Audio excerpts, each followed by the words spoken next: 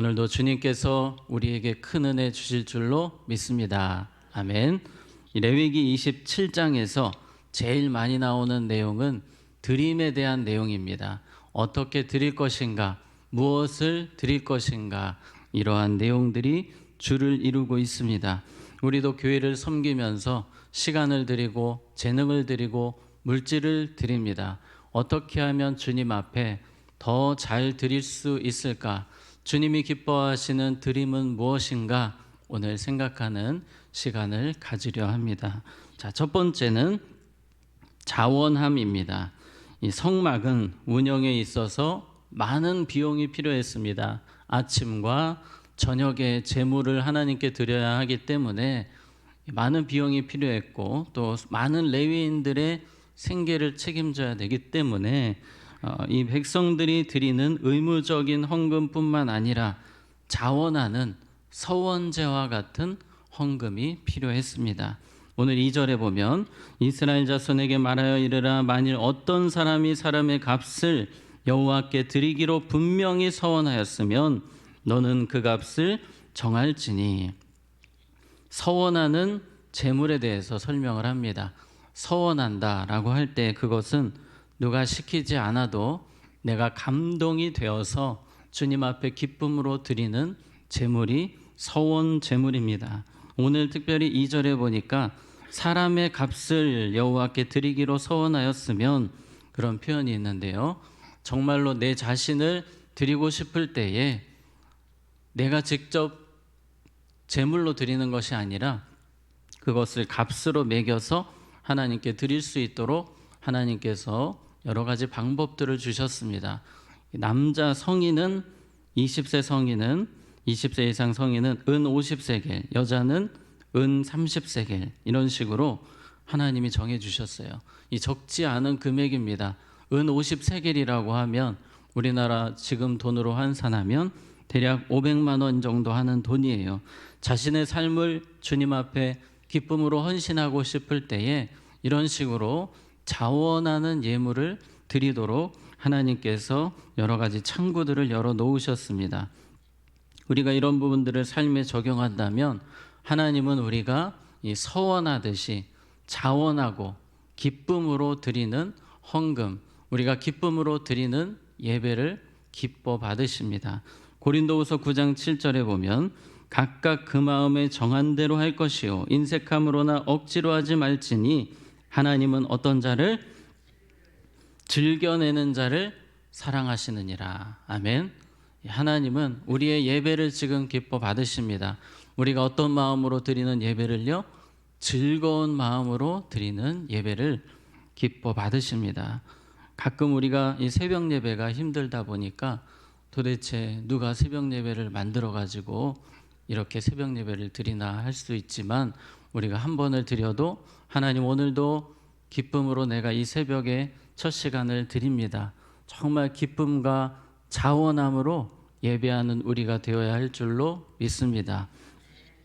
또한 우리의 모든 드림이 기쁨의 드림이 되도록 헌금을 드릴 때에도 기쁜 마음으로, 즐거운 마음으로, 자원하는 마음으로 드릴 때에 주님께서 그것을 기뻐 받으십니다. 우리 자녀들 가운데 때로는 억지로 교회 나오는 자녀들이 있습니다. 우리의 친척, 지인 가운데 그런 분들이 계시다면 이 새벽에 우리가 기도해 주어야 합니다. 그 드림이, 그 예배가 억지로가 아니라 기쁨이요 자원함이요 즐거움이 될 수 있도록 우리가 오늘 기도해야 될 줄로 믿습니다.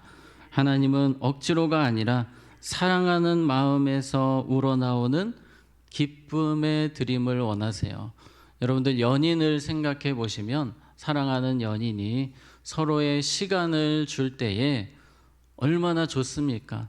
그 시간이 설레이고 함께하는 시간들이 행복이지 않습니까?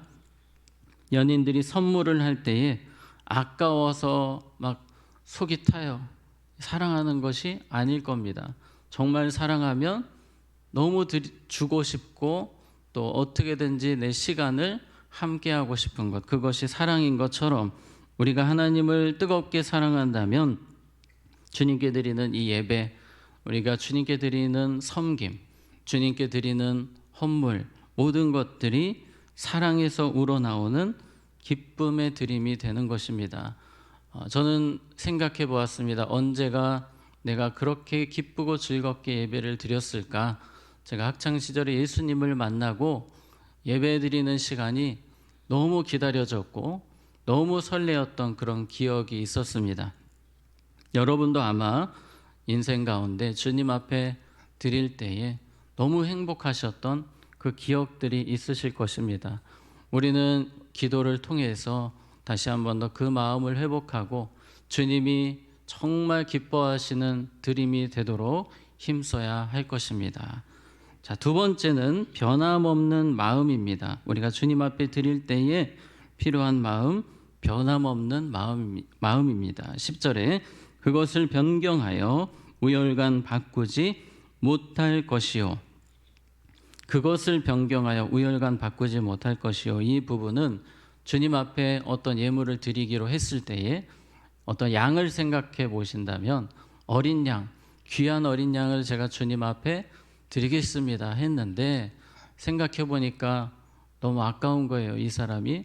그래서 바꿔치기를 하는 겁니다. 양들이 여러 가지가 있으니까 조금 내가 생각했던 것보다 흠이 있는 양, 떨어지는 양을 하나님께 드려야겠다. 뭔가 구색을 맞추면 되겠지 하지만 주님은 우리의 무엇을 보십니까? 중심을 보시는 하나님이십니다. 우리의 마음이 변했는지 안 변했는지를 하나님은 알고 계십니다. 세상 일은 형식적으로 해도 티가 나지 않는 일들이 종종 있습니다. 그러나 주님의 일은 그렇지가 않습니다. 이 사울왕을 생각해 보면 이 사울왕이 초심을 잃은 왕으로 유명하지 않습니까? 그가 뭔가 하기는 해요. 하나님 앞에서 제사도 드리고 뭔가 주님 앞에 드리는 삶을 사는 것 같지만 하나님은 아니라고 하십니다. 왜 그렇습니까? 그 마음이 변했기 때문입니다. 초심을 잃었기 때문입니다. 주님 앞에 드리는 그 마음이 예전 같지 않기 때문입니다. 오늘 우리가 중심을 보시는 하나님 앞에서 더 우리의 마음을 드리는 예배, 마음을 드리는 섬김, 마음을 드리는 헌금이 되어야 합니다. 다니엘의 기도를 여러분 기억하실 것입니다. 다니엘은 30일만, 딱 30일만 기도를 쉬면 사형당하지 않습니다. 30일만 기도 안 하면 자동적으로 왕의 다음 자리까지 승진을 합니다. 그런데 죽음을 무릅쓰고 전에 하던 대로 기도합니다. 하나님 앞에 증명하고 싶었습니다. 자신의 마음이 변함이 없음을, 주님을 이렇게 사랑함을 주님 앞에 보여드리고 싶었습니다. 우리의 마음이 그러해야 할 것입니다. 변함없이 내가 주님을 사랑합니다. 변함없이 내가 주님을 기뻐합니다. 그러한 마음으로 예배하고 기도하고 섬기고 드리는 우리가 되기를 원합니다. 자, 세 번째입니다. 하나님의 것을 드림. 30절입니다. 그리고 그 땅의 10분의 1, 곧 그 땅의 곡식이나 나무의 열매는 그 10분의 1은 누구의 것이니? 여호와의 것이니 여호와의 성물이라. 아멘. 이 11조에 대한 부분입니다. 이 11조는 여호와의 것이다라고 지정을 하셨습니다. 사실은 10분의 1뿐만 아니라 10분의 10 모든 것이 다 누구의 것입니까? 주님의, 하나님의 것입니다. 그런데 하나님께서 하나님의 것을 구별하신 것은 그들이 절대 이 모든 것이 하나님의 은혜로 주어진 것임을 잊지 않기 원하셨던 장치였습니다. 만약 하나님이 이 백성들에게 여호와의 것이다 이러한 표현을 하지 않으셨다면 그들은 다 내 것이다, 다 내가 이루었다라고 착각하며 살았을 것입니다.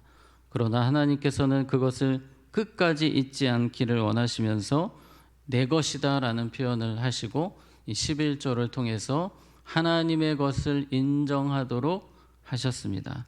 26절에도 오직 가축 중에 처음 난 것은 여호와께 드릴 것이나 소나 양은 여호와의 것이니 누구든지 그것으로는 성별하여 드리지 못할 것이며 초태생, 처음 난 것은 하나님께 돌리라.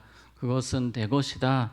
이제 그런 표현을 하십니다. 이것도 역시 하나님으로부터 왔음을, 내 노력, 내 수고 중요하지만 모든 것이 하나님이 주셨음을, 하나님의 것임을 잊지 않도록 하기 위한 장치였습니다. 지금도 동일합니다. 우리는 하나님이 주신 것임을, 내 것이 아니라 모든 시간이, 모든 건강이, 모든 물질이 하나님이 주신 것임을, 이 모든 것의 주인이 하나님이심을 항상 잊지 말아야 하는 것입니다. 다윗은 이런 부분에 대해서 가장 깨어있는 사람이었습니다. 역대상 29장 14절을 보면 나와 내 백성이 무엇이기에 이처럼 즐거운 마음으로 드릴 힘이 있었나이까. 모든 것이 누구에게로?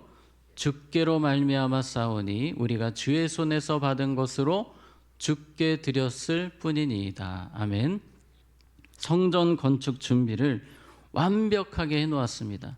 그 비용은 정말 천문학적인 숫자였습니다. 할 수 있는 최선을 다했습니다. 이 정도 한다면 다윗 입장에서는 하나님 저 대단하지요? 저 정말 대단하지 않습니까? 이래야 하는데 그의 고백은 모든 것이 주님께로 왔으니 다시 주님께 드립니다. 주의 손에 받은 것으로 주께 드렸을 뿐이니이다. 이것이 다윗의 위대함이었습니다. 그는 왕이 되어서도 모든 것이 하나님의 것임을 한순간도 잊지 않았던 것입니다. 목동이었던 자신을 하나님이 높여주셔서 이 위대한 일에 사용하시고 주님이 주신 것으로 저는 드렸을 뿐입니다. 이러한 고백이 우리의 삶에도 있어야 할 것입니다.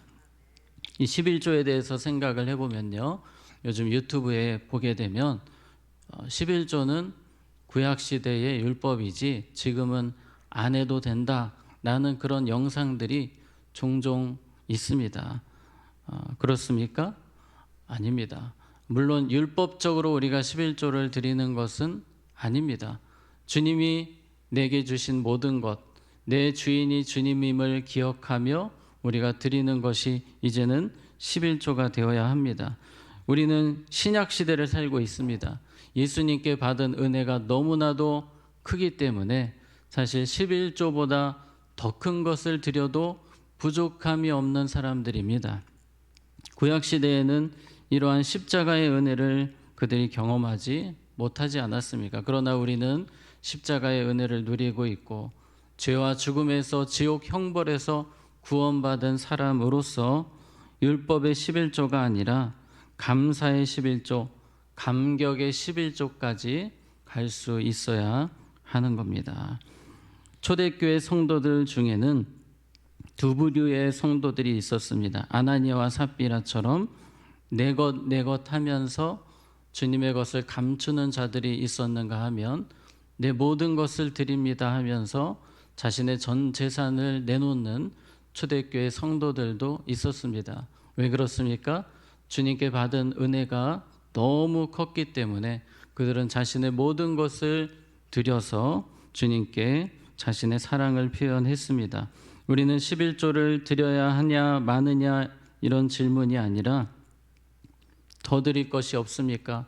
내가 받은 은혜가 너무나 큰데 주님께 더 드릴 것이 없습니까? 라고 그렇게 고백하는 삶을 살아야 합니다. 말씀을 정리합니다. 평생 주님 앞에서 우리의 모든 드림이 자원함과 기쁨의 드림이 되기를 원합니다. 아멘. 또 변치 않는 중심으로 드리는 그러한 드림의 삶을 살기를 원합니다. 또 오직 주님의 은혜입니다. 모든 것이 주님의 것입니다. 고백하는 드림의 삶을 살아가는 우리 모두가 되기를 원합니다. 아멘. 기도하겠습니다. 하나님 아버지, 우리가 주님께 받은 은혜와 사랑이 너무나도 큽니다. 무엇보다 우리를 지옥의 형벌에서 구원하시고 하나님의 자녀로 축복의 인생으로 세워주시니 감사합니다. 내 것이 아니라 하나님의 것이며 하나님의 은혜임을 평생 잊지 않고 우리의 드림이 기쁨이요 자원함이 되게 하시고 평생토록 변치 않는 중심으로 주님 앞에 드리는 우리 모두가 되게 하여 주시옵소서. 주님께 예배할 때, 주님께 드릴 때 감격적이었던 그 마음들 다시 회복하는 우리 모두가 되게 하여 주시옵소서. 예수님의 이름으로 기도하옵나이다. 아멘.